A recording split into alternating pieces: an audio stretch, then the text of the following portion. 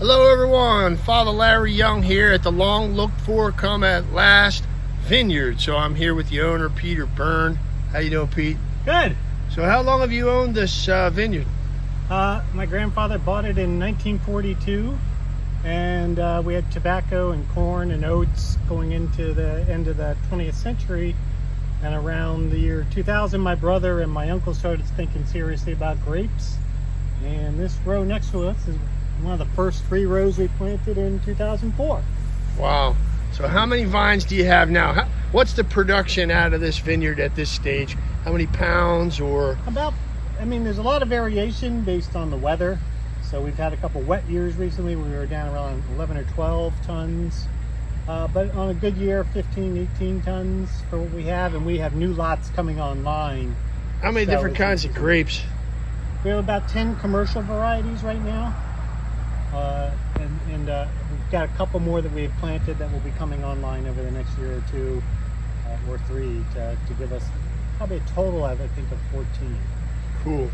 So that beeping sound you're all are hearing, that's actually some heavy equipment that is moving earth around. They are actually building a winery? Building a winery and tasting room, yes. A winery and tasting room. So, yeah, and this is eventually going to be called, what's it going to be known as when you open it next year?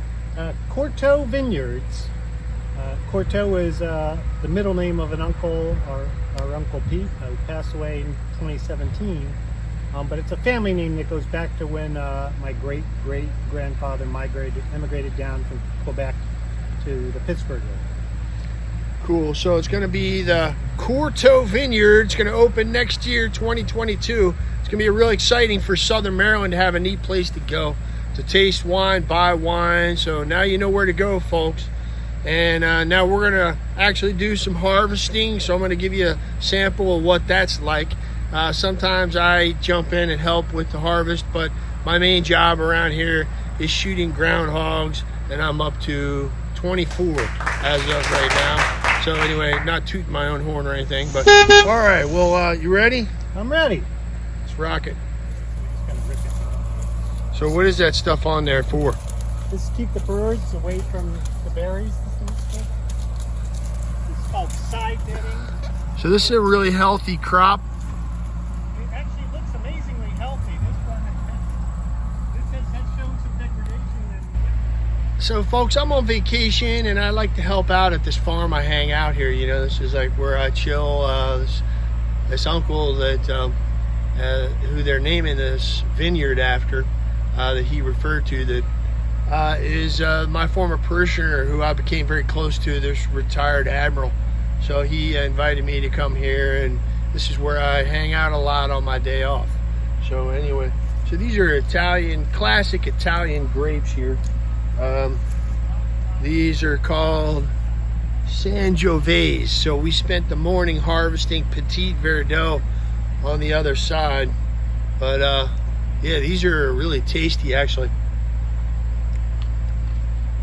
So I'm gonna show you how to do this. You just basically gotta wear these Kevlar gloves. There's a lot of bees around. We were swarmed by all kind of bees on the other side. They don't sting you, you just, for the most part, you just ignore them after a while. So these are to keep you from cutting yourself, because you could very easily do that when you're snipping off these bunches of grapes, and to keep you from getting stung by bees. So anyway, basically you just clip and drop and move down the line. Here goes.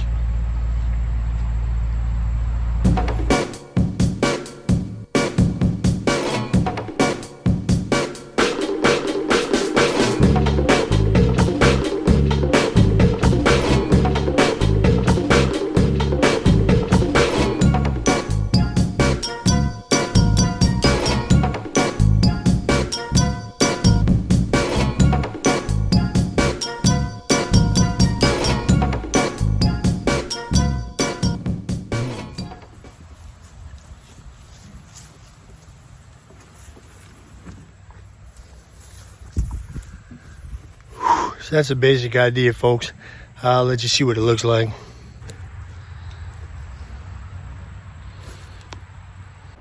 gives you an idea how big the vineyard is. It actually extends over the crest of that hill in the foreground.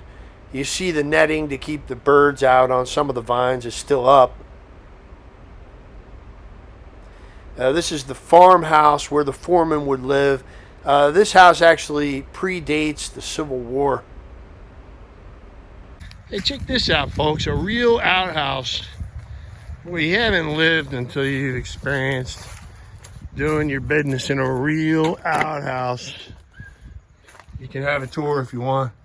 Hey, pretty neat, huh? It's a two-seater. These are typical in southern Maryland. These are tobacco barns that are classic down here. You see them all over. This is a slave cemetery on the property that was discovered and which has over 120 graves of slaves. They maintain it very well, and we were able to put this beautiful memorial stone up. I celebrated a mass and actually memorialized the cemetery with this stone the Archdiocese provided, and we had a nice mass with a whole bunch of us on the day we dedicated it.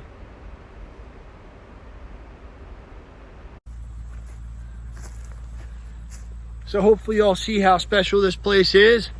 I'm personally extremely grateful to the Byrne family for their lavish generosity and graciousness in allowing me to come here as a priest to recharge my batteries. It's like a little mini retreat for me. I get a lot of personal prayer and study done here.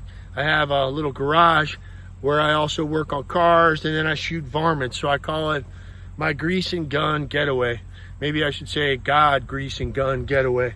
Anyway, I want to also just add a little bit more and show you a picture of when I offered that mass. It just felt so good at the cemetery.